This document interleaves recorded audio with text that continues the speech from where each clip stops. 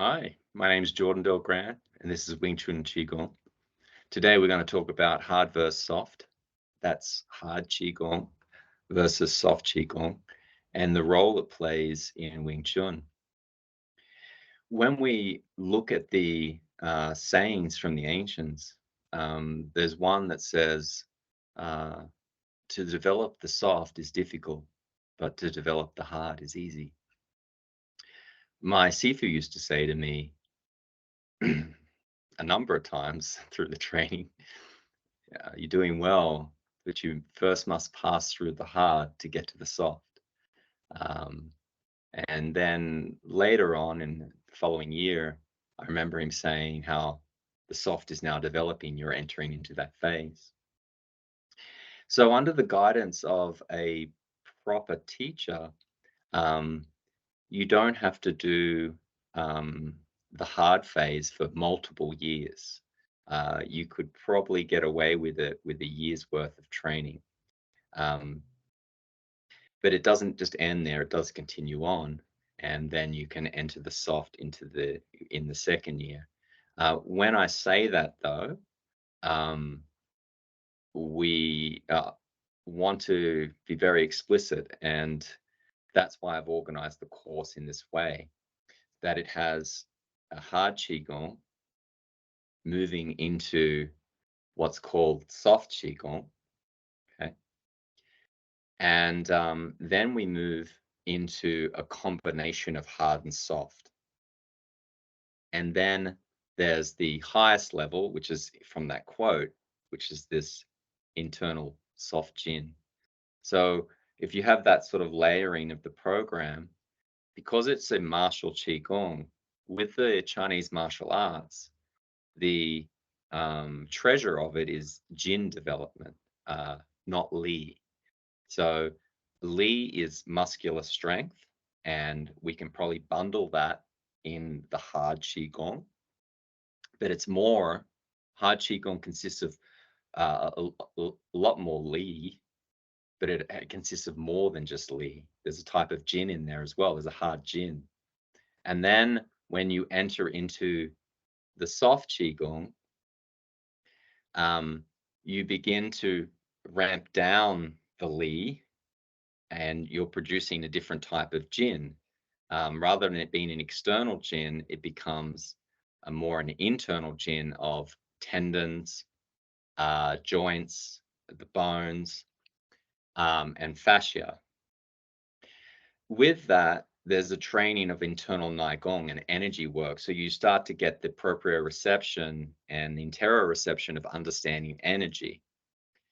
In the next phase, because the energy is so subtle, it's easiest to feel and discover when you're still. But you discover that through meditative states. So you have to begin to go internal in training your mind. With that meditative state, you then want to be able to take that with you as you move.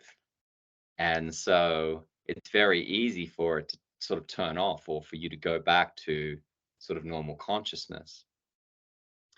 And what I mean by that is the waves, right? The predominant brain wave that's occurring, the alpha, beta, theta, delta.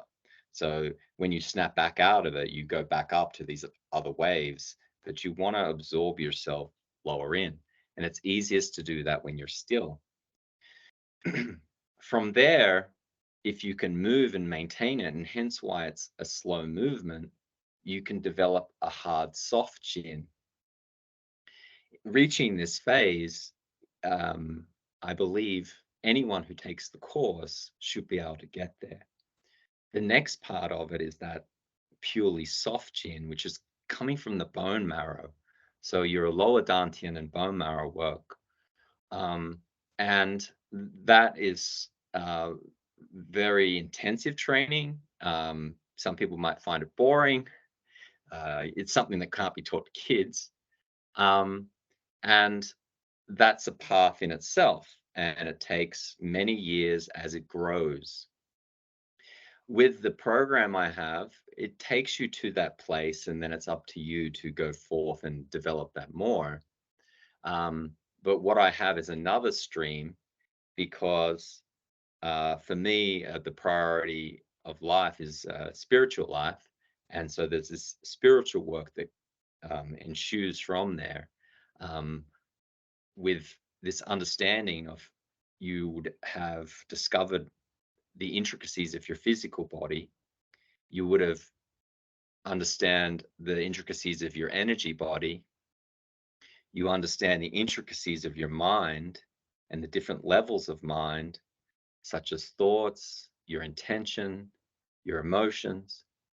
And in a sense, they've all been decompartmentalized. And then when you get to this stage, you bring them back together again.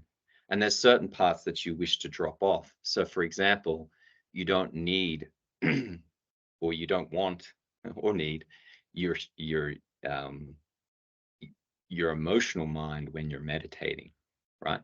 You also don't want your thinking mind when you're meditating. These things need to be put aside, and the ordinary level of consciousness that's involved in these things needs to be put aside with it. And that allows for unfolding of a different level of consciousness. And this will deepen the practice of your Qigong work. And then the deepening of the Qigong work allows for a deepening of the movement and how you move. And so it's a deepening of the hard soft Qigong. Um, and it's also a deepening if you went down that path of purely soft Qigong. And then the whole thing itself is pretty circular because if you go deeper in one area, it scratches the surface of the other and goes deeper there, and you work it around. So for me, Wing Chun consists of all of these types of hard and soft Qigong. If I had a pie chart, when we're in the hard Qigong phase, doing predominantly work with your muscles, joints, tendons, ligaments, that you are building strength. So don't let the term gong or qigong it's this mysterious thing. It's purely biomechanical work, right? And then as you enter into the next phase of soft qigong, if you're sitting still, then it's mind work with energy work. You're kind of putting the body to the side. But if you're doing moving soft qigong, which you'd be familiar with because you see it all over the internet, people doing these soft, slow, flowing movements, then you do incorporate the body, but you notice that there's far less muscle involved. There's far less li. So when you do these soft flowing movements, if you're just doing it for health, that's all it is. But how do you produce the Jin? Okay, so that's that little quandary, or how do I do that? That's divulged in the course for you to get to that phase. These levels of understanding allow you to then merge hard and soft. So it's a progression. I noted that this progression for me has taken many years. And what I've been able to do since it took so many years is compact it down. It was already compacted down for me with my Sifu, where he took me through this Wing Chun syllabus of going from hard to soft. But then I discovered and went deeper into the soft style, and then that changed how I performed my Wing Chun forms. And then I reached that hard soft phase. And then through that, via the training, mostly of the mind, that the mind, uh, the doing mind does less. It's probably a way to put it. You start to enter more into this other consciousness phase. To try and just describe that later phase to people might seem a bit distant to them or esoteric or whatever it may be. But I noted that how I got there was via this path. And so that path is available for you on wingchun.com qigong.com, and I've put the first course up there. And when people start taking that, which they are, and if they write back and want to take the next one, then I'll create the next one and so forth. But it takes you through all of those pieces so that you can develop that. There is no need to have a preliminary, like sometimes they say in Tai Chi, it's better if there's a practitioner who's done karate and comes in. Of course, that makes sense, right? Because you can't get to the soft unless you've gone through the hard, right? So there's a train that takes you from station A to station B, which is the hard train, and then B to C is the soft train. So this course is set up in that way that you go from station to station to get you to that point.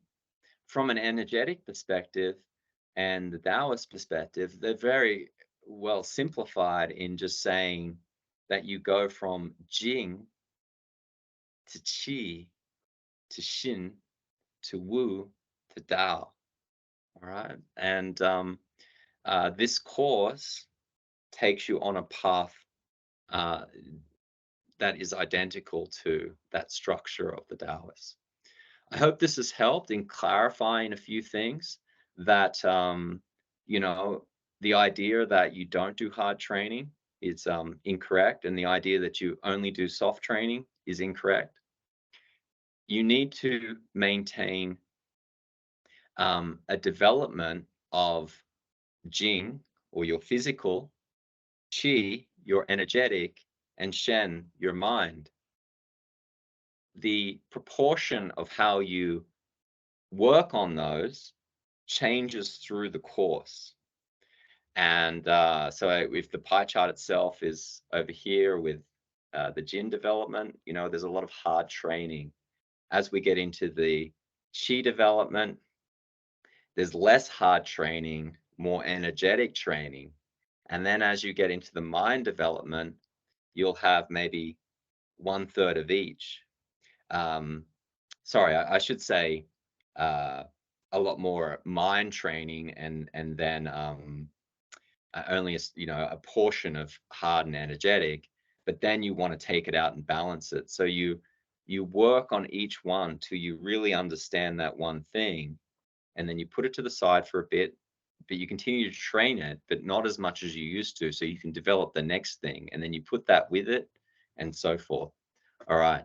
Hope that's helpful in clarifying a lot of things, and I'll catch you later.